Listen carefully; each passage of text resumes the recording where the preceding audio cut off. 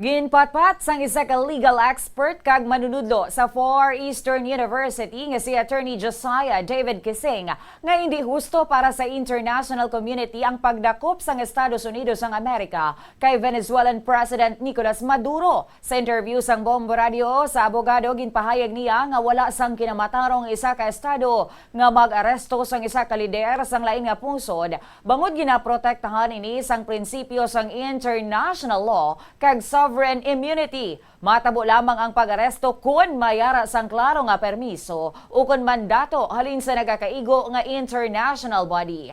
Ginpaatag ni Kising nga hindi pwede gamiton sang Estados Unidos ang ilang nga domestic law agod nga i-justify ang hulag o kung himuon sini batok sa isa ka foreign leader. Suno pa sa iya nga kinahanglan nga sundoon sang United States ang due process kag ang ginapatuman nga rule of law sa international level. Ginpahayag pa sini nga ang isyu may kaangtanan sa economic interests, ilabi na sa oil industry. Suno pa sa iya, wala man gintago ni United States President Donald Trump nga may corporate kag economic intensyon ini sa likod sang pagkuha sini kay Maduro. Dugang pa ni Kising, madugay na nga target sang Estados Unidos ang Venezuela. Ginlaragway niya ini bilang forma sang imperialist aggression nga nagalakip sang economic sanctions, political pressure kag posible nga act of force nga mahimo nga matawag nga act of terrorism kung basehan ang international law. Ginpahayag man nga ang amo nga lihok hindi dapat manginormal o kung hindi dapat pag-inormalize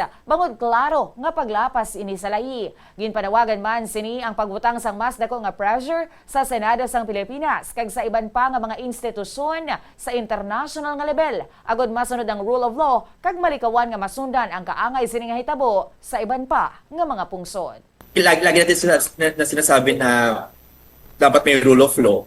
And that applies to every member state. Hindi ito pwedeng may special treatment yung malalaking bansa porket na malalaki sila o malalakas na bansa porket malalakas sila. Diba? It applies to everyone. And again, under the UN Charter, it prohibits member states to conduct acts of aggression against another state.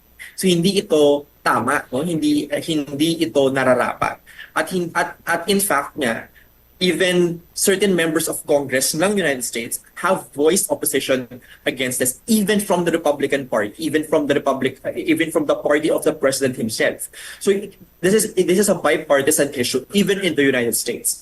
So nakikita natin dito na hindi ito something na hindi ito normal at hindi ito dapat maging normal.